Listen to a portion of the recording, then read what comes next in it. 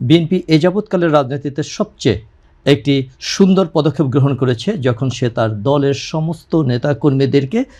একত্রিত করে এবং মনোনয়ন প্রক্রিয়ার মাধ্যমে সারা বাংলাদেশে তার প্রার্থিতা ঘোষণা করেছে। সে প্রার্থিতা ঘোষণা করবার পরে আমরা চট্টগ্রামে দেখেছি, চট্টগ্রাম এরশাদুল্লাহর আসনে তিনি যখন নির্বাচনী প্রচারণায় ছিলেন তখন তাকে লক্ষ্য করে গুলি করা হয় এবং সেখানে বাবলা নামে একজন নিহত হয়। এইটার পরবর্তীতে যখন নির্বাচন কমিশন তফসিল ঘোষণা করলো, তার 24 ঘন্টার মধ্যে হাদিকে গুলি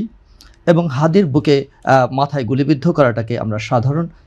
কোনো একটা ঘটনা হিসেবে উল্লেখ করি না। আমরা মনে করি এটার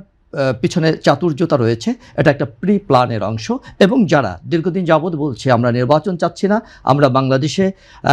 নির্বাচন হতে দেব না এবং নির্বাচন এই মুহূর্তে হতে পারে না এবং ডক্টর ইউনূস যতদিন থাকতে চাবেন ততদিন পর্যন্ত নির্বাচন হবে না, এই প্রক্রিয়াগুলোর একটি অংশ হচ্ছে হাদিকে আক্রমণ করা এবং হাদির মাথায় গুলিবিদ্ধ হওয়া। সুতরাং এই এবং তাৎক্ষণিকভাবে যখন হাদি গুলিবিদ্ধ হয় আমরা তখন দেখেছি যে ঢাকা বিশ্ববিদ্যালয়ের ভিপি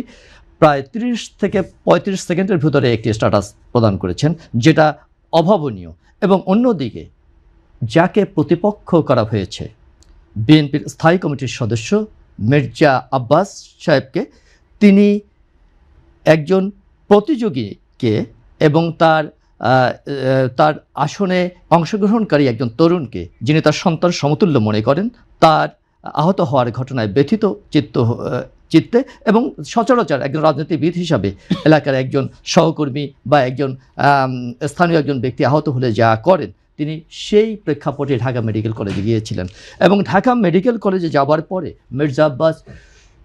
একদম স্বাভাবিক প্রক্রিয়ায় নয়, অস্বাভাবিক প্রক্রিয়ায় একটি মব সংস্কৃতির শিকার হয়েছেন। জনাব আব্বাস অত্যন্ত প্রজ্ঞা সম্পন্ন রাজনীতিবিদ এবং সেই রাজনীতি প্রজ্ঞার কারণেই তিনি এই মবকে অত্যন্ত ঠান্ডা মাথায় মোকাবেলা করেছেন এবং গতকালকে তার এই মব মোকাবেলার মাধ্যমে আমরা মনে করি ৭১ আবার বিজয়ী হয়েছে। একজন মুক্তিযোদ্ধার মাধ্যমে, তার সহনশীলতার মাধ্যমে এবং তার ধৈর্য শক্তির মাধ্যমে এবং নেতৃত্বের মাধ্যমে, এবং বিএনপি সেই নেতৃত্বের মাধ্যমেই বাংলাদেশের সহনশীল রাজনৈতিক পরিবেশকে বজায় রাখছে সারা দেশ জুড়ে এবং যারা এই রাজনীতিকে কলুষিত করবার জন্য, নির্বাচনকে প্রতিহত করবার জন্য চেষ্টা করছে, তাদের সেই প্রচেষ্টাকে ব্যাহত